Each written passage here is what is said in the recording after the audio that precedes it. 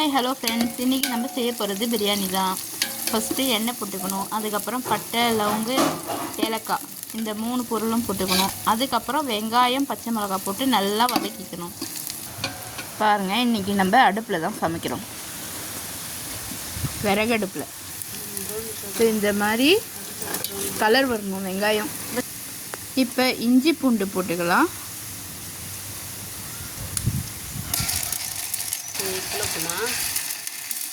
பாருங்க, இப்போ நல்லா வதக்கிக்கணும். இப்போ பாருங்க, தக்காளி போட்டுக்கலாம். எத்தனை தடவை தான் பிரியாணி வீடியோ போடுவேன். தக்காளி வச்சுக்காக இந்த மாதிரி நல்லா வதக்கிக்கணும். இப்போ சிக்கன் போட்டுக்கலாம்.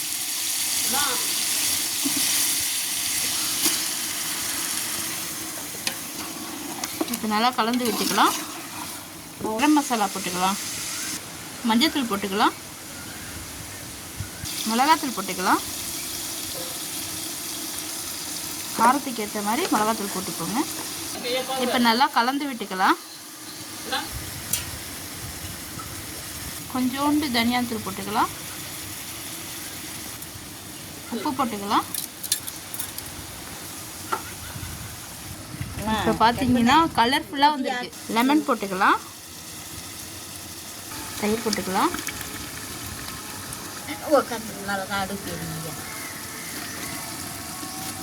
தண்ணி போட்டுக்கலாம், கொத்தமல்லி போட்டுக்கலாம், கொத்தமல்லி புதினா ரெண்டுமே. இப்போ நல்லா கொதி வந்துடுச்சு. அரிசி போடலாம்.